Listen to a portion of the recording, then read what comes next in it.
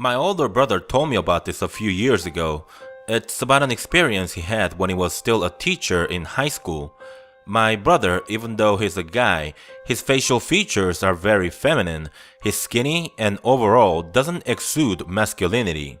If I had to describe him in a nice way, I would say he's got a friendly look about him, but in a negative way, I would say he looks unthreatening, like a 10-year-old would feel like could take on him. So this happened on a Saturday. My brother was out drinking, but he had to leave early because he had lots of preparations to make for the class on Monday. It was late and he knew it wasn't going to be easy to grab a taxi. He waited for about 10 minutes until a taxi had stopped right next to him. Still standing on the sidewalk, my brother told the driver his destination and waited for the driver's go-ahead. It was kind of strange because the driver wouldn't say anything and just stared at my brother, scanning his eyes up and down. My brother thought maybe the driver was hesitating because he was going such a short distance and didn't want to bother with a small fee. Almost a minute later, the driver nodded yes, and my brother sat shotgun next to the driver. A couple of minutes into the ride, my brother saw that the driver's ID that should be displayed on the passenger side dash was missing. The driver sensed the gaze and said, "Oh, the ID? A passenger earlier had poured coffee all over it. It looked terrible, so I took it out for the night." Then all of a sudden he says, "Oh, you know what? I've got canned coffee. Would you like one?" It felt like a strange thing to be offered in a taxi. But then most crimes involving fake taxi drivers are perpetrated on women, so he didn't feel alarmed or anything.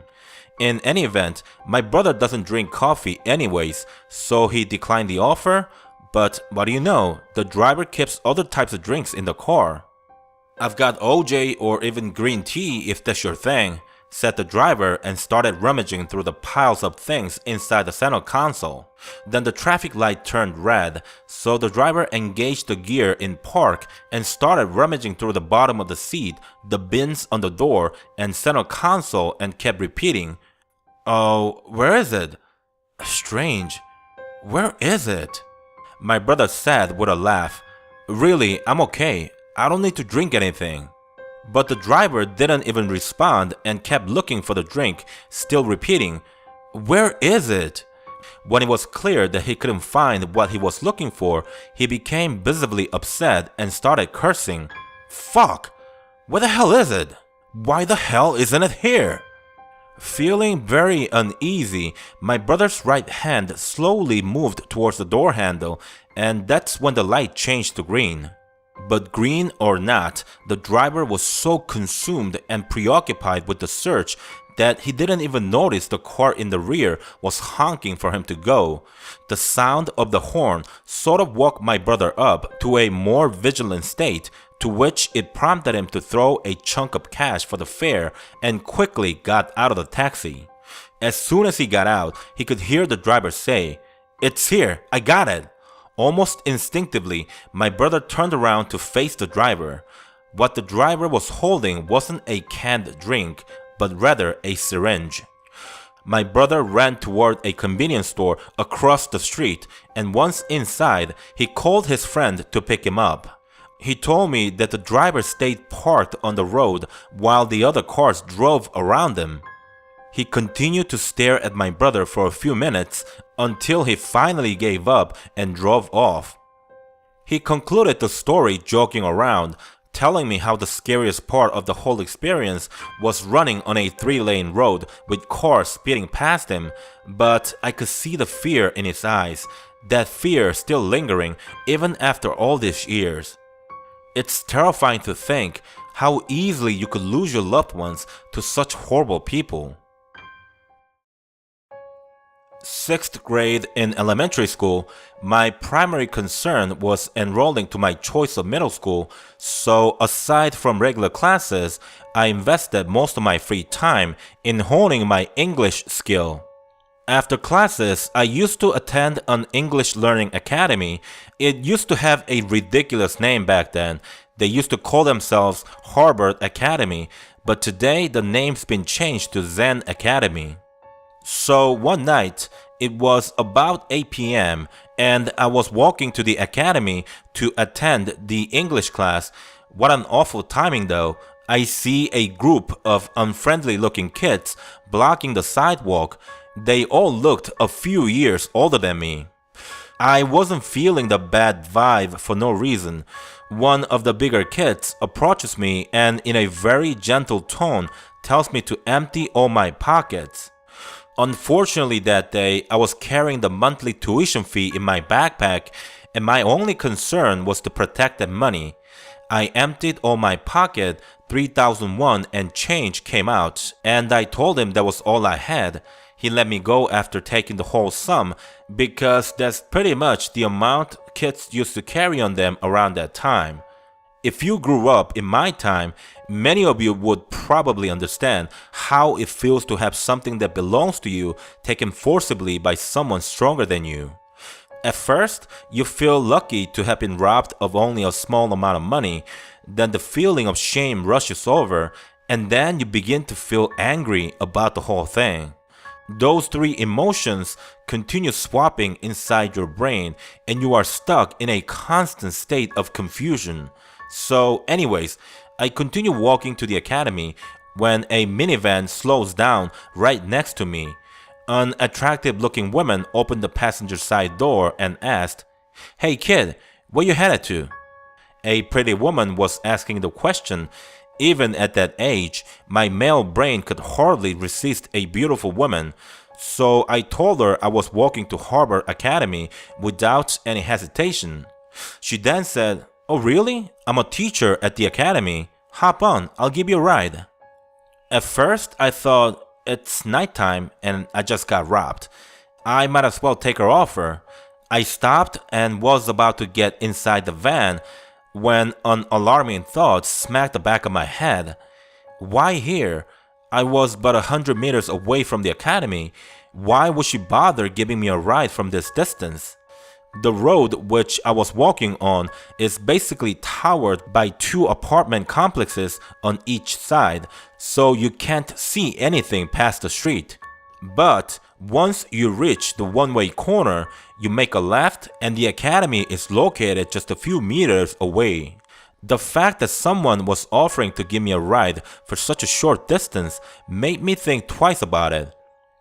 Even so, my mind was conflicted. On one hand, I didn't want to come off rude by rejecting the offer, but on the other hand, she could be a freaking kidnapper. But what if she is a kidnapper? She could just force me inside the van, and at that age, I could barely put up a fight. On top of that, she's a woman. She couldn't possibly... Nah, me getting kidnapped? How often does that happen anyways? All those thoughts went through my head in a matter of seconds. In the end though, I followed my instinct and told her I would just walk. For one thing, I couldn't see the driver because it was too dark. I felt uncomfortable with that. Secondly, I attended the academy for a full year up to that point, and I had never seen a teacher that looks like her. As soon as I continued walking, the minivan followed and the woman kept repeating, "Why wouldn't you ride with me? I'm offering you a ride." I kept telling her, "I just don't want to, it's so close. I'd rather just walk." I could tell the woman was agitated by my continued reluctance because she was now speaking in a subdued yelling tone saying, "Hey, quick, hop on. Why would you not ride with me?" I knew she or the driver was about to jump out and force me into the van, but luck was on my side that day because a lady was walking toward me from the opposite direction carrying a couple of shopping bags in her hands. I was so nervous I felt like I couldn't even run, so I walked toward the lady as fast as I could and stood next to her until the van drove away. What would have happened if I got on that van? This happened in Seoul, in a very decent and widely regarded as a safe part of the city.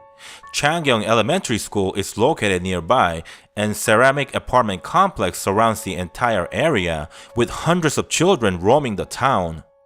The reason why I reveal the location is so that people realize you are really never safe. Kidnappings don't occur in only secluded areas. It's an opportunistic crime that could happen anywhere where a target presents itself. I would also stress that adults aren't safe from it either. Even for a grown man like myself, I had another close call when I was 24. A lecture was canceled that day in school, so I was walking back home when an elderly woman called for me. I walked toward her and she said, "Young man, a door handle in my house is broken. Do you think you can fix it for me?" I knew I couldn't, so I told her I couldn't and suggested that she call a locksmith. But she kept insisting, "Young man, you can at least take a look at it. You can try, you can at least try to fix it for me. Just come with me and it'll take only a few minutes for you to take a look at it." I felt bad listening to her. You see, I thought she was so insisting because she had no money to pay for the locksmith, but even so, I'm not handy and I knew I couldn't fix a door handle, so I told her sorry and walked away. However, she said something as I walked past her, and what she said made me realize she had bad intentions. Her words were, "Young man, I'm not a bad person. Nothing will happen, so just come and help me." Think about it. Would a normal, sane person continue to insist to a perfect stranger even after that person said no multiple times? No, a normal person would realize that either the person can't help or is unwilling and would back off. That attractive lady who offered me a ride said the same thing. "I'm not a bad person. I'm a teacher at the academy. I'll drop you off at the entrance." Never believe people who say things like that. Feeling uneasy, I crossed the street to keep a good distance between me and the elderly woman, but by the time I turned around, she had already walked away. You should always keep this thought in your mind. You are never exempt from abduction. It isn't something that happens to strangers only, hence the reason why you should never be overly kind to strangers. Of course, I understand the problem isn't kindness, but the people who use the kindness of others to take advantage of them or commit crimes. But trust me, when you are put in situations like the ones I experienced, recognizing the dangerous patterns could save your life. So never be too kind to strangers. Just so you know, the last incident happened a block away from Chungbok University, across from Crown Bakery. Not at all a remote place somewhere out in the nowhere.